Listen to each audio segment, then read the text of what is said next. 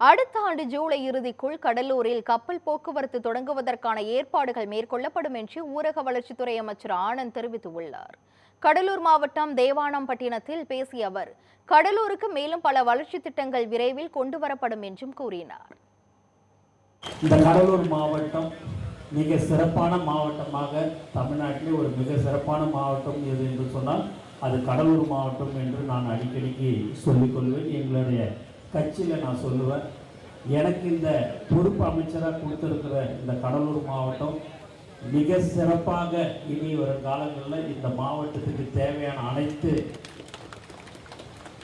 திட்டங்களும் இந்த தொகுதிக்கு இந்த கடலூர் மாவட்டத்துக்கு எடுத்து வரப்படும் என்பதை தெரிவித்துக் கொள்கிறேன்.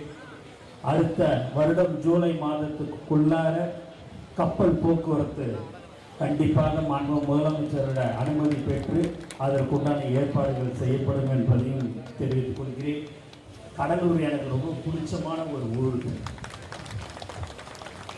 நான் எப்பெல்லாம் எனக்கு கொஞ்சம் ஏதாவது ஒரு டென்ஷனாக கோபமாக இருந்தேன் அப்படின்னா பக்கத்தில் இருக்குதுன்னு சொல்லிட்டு இங்கே நான் வந்து சீனு விருத்தாச்சலம் தளபதி ஆனந்த் எல்லாரையுமே கூப்பிட்டு எதையாவது பேசிக்கின்னு எதாவது டென்ஷனாக இருந்தோன்னா ராஜசேகர் எல்லாத்தையும் பேசின்னு இங்கே உட்காந்தெல்லாம் பேசுவேன்.